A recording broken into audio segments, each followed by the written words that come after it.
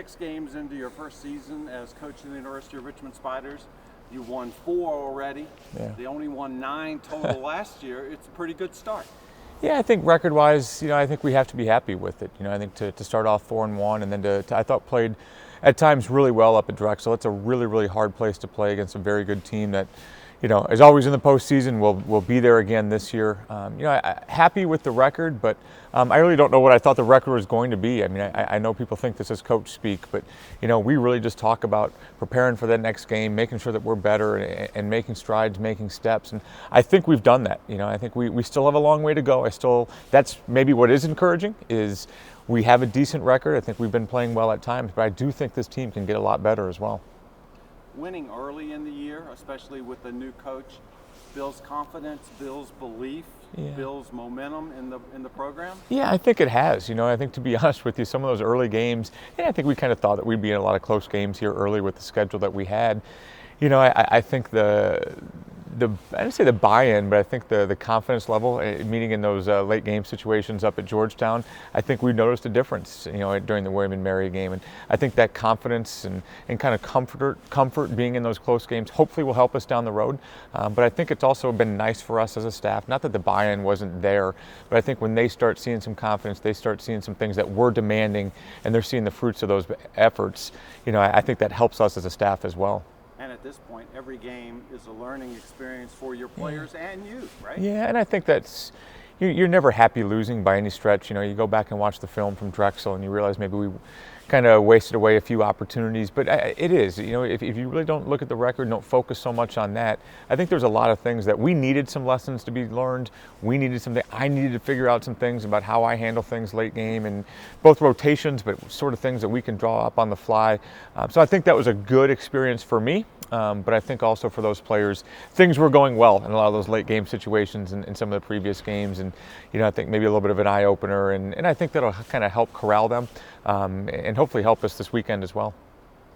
You had a late addition transfer, Kate Klimkowitz from Boston College. It didn't look like she was going to play. And she has come in. She is your second leading scorer. Talk about her addition to the club. Yeah, an interesting process. Kate's somebody that we recruited a little bit when we were at Bucknell, followed her, during her year at BC. And, we talked pretty much right away when she left that she was, when she was leaving Boston College, and we were still at Bucknell having those conversations, and then came down here. I still felt this was a really, really good fit for her, but also for us, kind of the style and the way that she plays and the fit for our offense.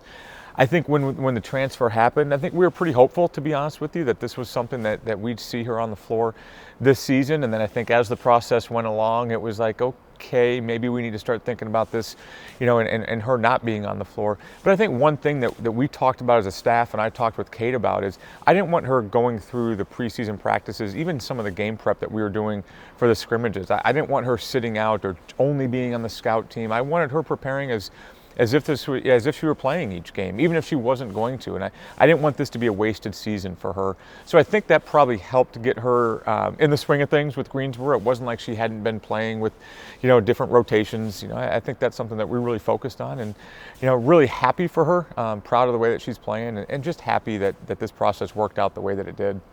I mean, her contribution, she's averaging double figures. She's one of your better rebounders. She plays defense. I mean, she has had a major impact on the floor. A major impact, and I think that's what people don't realize is I think sometimes to the untrained eye, you see even the rebounds, but you see the scoring and you see some of the big plays that she's made. But man, I know the steals and the defense have been there, but people don't understand who she's being matched up against, and some of those kids not having their best days. There's a reason for that, and Kate's been very good, and just the number of deflections she gets. I mean, being as long and as athletic as she is, the awareness she has, I think she's benefited, and we've benefited from the fact that she played for a really, really good AAU program, a very, very good high school program and high school coach, and I think you're seeing some of that awareness and just the court awareness and IQ out there. Tell me about the eligibility process. I mean, throughout the summer and in preseason, she thought she was going to redshirt this year. Yeah. And then lo and behold, right before the first game, she gets eligible. Right, and I think we kind of had to train her to not think of, I didn't want her to be disappointed again. I mean, obviously not getting a lot of tick on the clock or on the floor last year.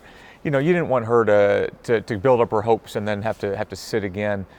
Like I said, I felt really early in the process that this was going to be one of those that just made sense that she'd be eligible. the NCAA kind of tweaked some language and tweaked some things during the process of her coming here that I thought, maybe that was going to be a little bit more of a hurdle. I give a huge shout out to our compliance office, to our administration for really fighting hard on this. I mean, I think this is one that rationally made sense for her to be able to play.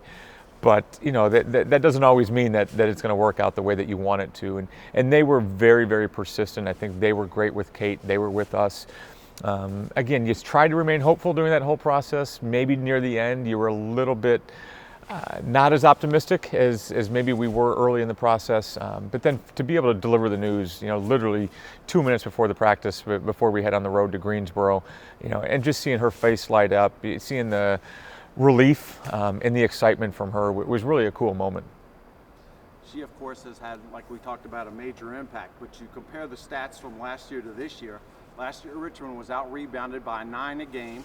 This year, you're +1, and your shooting percentage has gone up from 33 to 40%. You've made improvement in a lot of areas this year. Yeah, and I think one of the great things is we've made a lot of improvements since the first games. I think we've talked about continuing to grow and continuing to improve.